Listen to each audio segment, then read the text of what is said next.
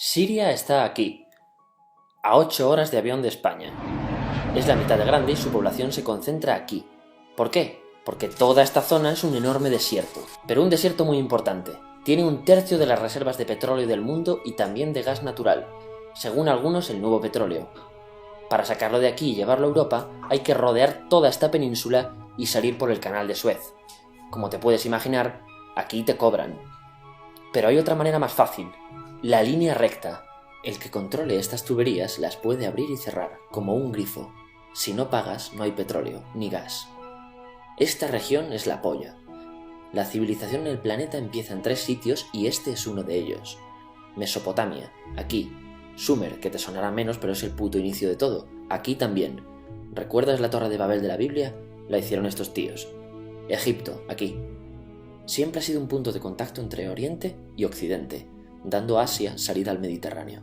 Quizá por eso aquí nacen las principales religiones monoteístas, el judaísmo, el cristianismo y el islam. El islam es el último que llega y de hecho acoge a las 2 anteriores. Adán, Noé, Moisés, Jesucristo son considerados profetas islámicos. Bueno, al grano. Como la zona es la hostia, todos han querido controlarla y siempre ha estado dentro de algún imperio.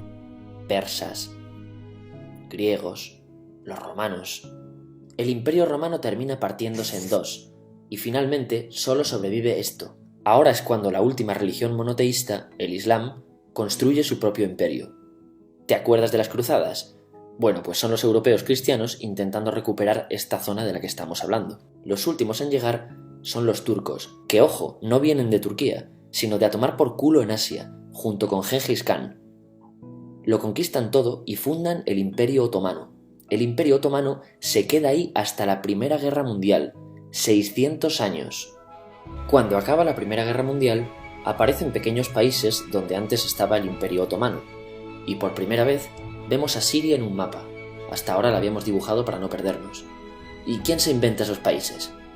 Lo que te voy a contar es alto secreto. Bueno, lo era en 1916. Este súper secreto se llama Acuerdo de Sykes-Picot. Los franceses y los ingleses no podían derrotar solos al Imperio Otomano. Solo podían si les apoyaba la gente que vivía dentro, en su mayoría árabes. ¿Cómo se los ganaron? Pues les prometieron la Gran Arabia, un país solo para ellos. El único problema es que era un timo. Antes de seguir, recuerda una cosa. Los árabes son un pueblo, pero no una religión. O sea, un árabe puede ser musulmán, puede ser cristiano, y antes del Islam parece que hubo tribus árabes con tradiciones judías. Bueno, pues a los árabes no les dieron ese único país que les habían prometido.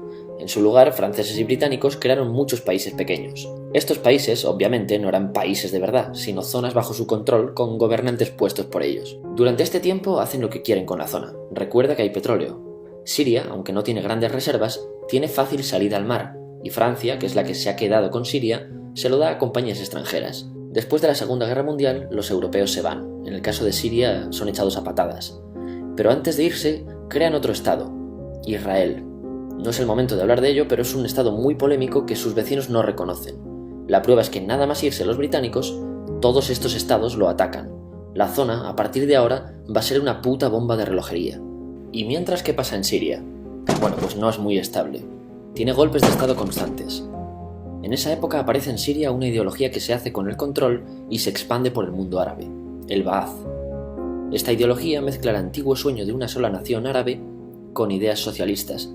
Y algo muy importante, es laica, o sea que no es religiosa.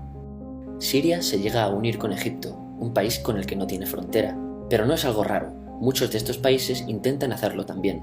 Como recordarás, a esta gente se le había prometido un solo país y las ganas las seguían teniendo.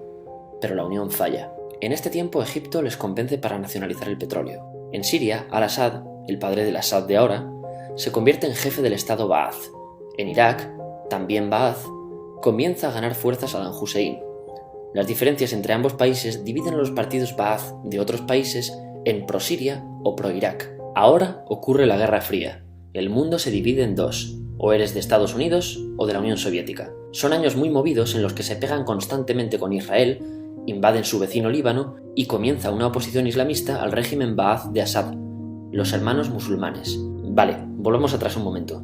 Recuerdas que la mayoría de árabes eran musulmanes, ¿verdad?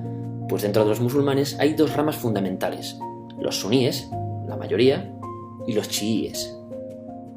En el caso de Siria, a pesar de ser un estado laico, los gobernantes como Assad y jefes militares eran chiíes, los cuales representan menos del 13%. En cambio, casi el 70% de la población es suní. Un dato curioso es que los cristianos son casi el 10%. Que los chiíes controlen el gobierno y el ejército mosquea a la población suní, y este sentimiento es aprovechado por los hermanos musulmanes, islamistas radicales suníes. Estos toman las armas en la ciudad de Hama en contra del gobierno, y Assad acaba con la revuelta a costa de matar miles de civiles y encarcelar a mucha gente.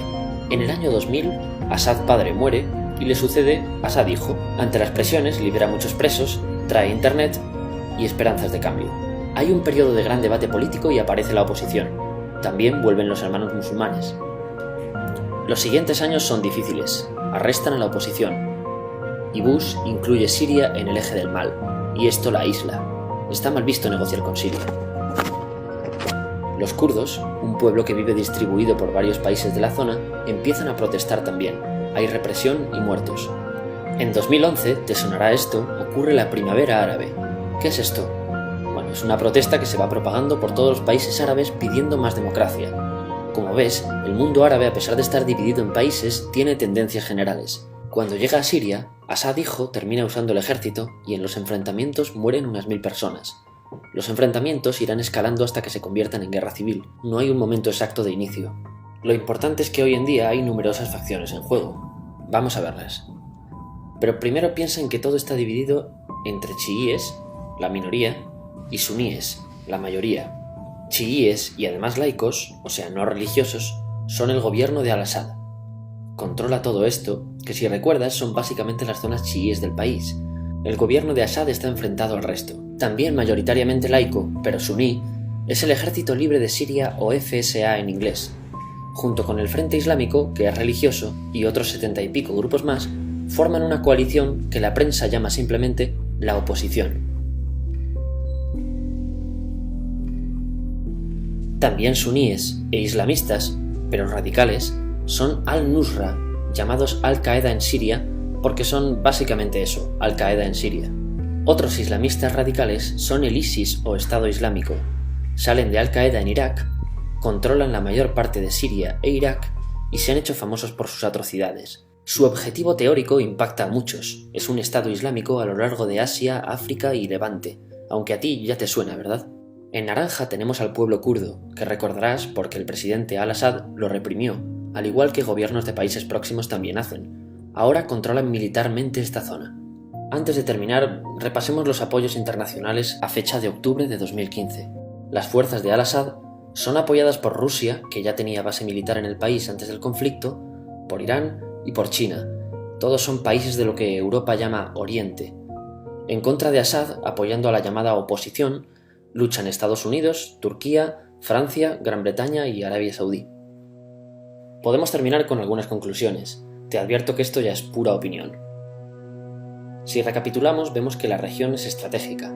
Por su situación privilegiada, todos la quieren. Siria siempre ha estado bajo el paraguas de grandes imperios.